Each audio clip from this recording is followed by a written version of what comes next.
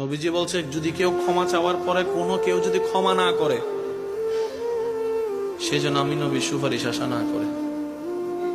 খুব মারাত্মক কথা, কিন্তু সেজন্য নবীজি বলছেন, হে আমার উম্মত, যা ঝামেলা হয়েছে যার সাথে হয়েছে তুমি ক্ষমা করে দাও, তুমি ক্ষমা করে দাও।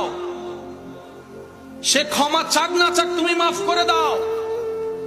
তুমি যদি মাফ করলে তোমার ইজ্জতের কমতি হয়, আমি মুস্তাফা থেকে হাসরের ময়দানে তোমার ইজ্জত বুঝে নিও।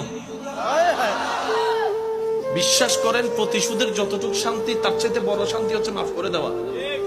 আমাকেও বলার দরকার নাই, কাউকে শোনানোর দরকার নাই। আপনার জীবনের সবচেয়ে বড় শত্রু যে ইনডোর হোক, আউটডোর হোক, ঘরের হোক, বাহির হোক, যার সাথে আপনার বনেও না, যার সাথে চেহারা দেখতে ইচ্ছে করে না, এরকম কেউ থাকলে শুধু মনে মনে আমার দিকে তাকাই হলো কথাটা রাখার জন্য, শুধু মনে মনে বলেন, যা তোরা মাফ করে দিলাম। দেখবেন আপনার মনে এটা কেমন যেন একটা শান্তি লাগা শুরু করে। বিশ্বাস করেন ভাই, রাগ, হিংসা, অহংকার এগুলো শয়তানের জিনিস। এগুলো নিয়ে কেউ শান্তিতে থাকতে পারে নাই,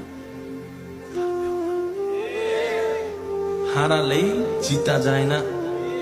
হারালেই অনেকে আছে কই মামলা করছে, আমি কি হারবো নাকি? দরকার হলে 10 খানি যা জমি আছে এগুলো সব বিক্রি করে দিব, তারপরও জিতে লাগবে। আপনি 10 খানি জায়গা শেষ করে আপনি জিতে গেলেন, এবার আপনার আছে কি? এবার আপনার ছেলে মেয়েরাই তো আপনার 14 গোষ্ঠী দোয়াই ফেলবে। বাস্তব যেটা সেটা বলেন না রে ভাইয়া। তো সেজন্য আল্লাহর ওয়াস্তে নবীর সুন্নত হচ্ছে জীবনে শান্তিতে থাকার সবচেয়ে গুড ওয়ে।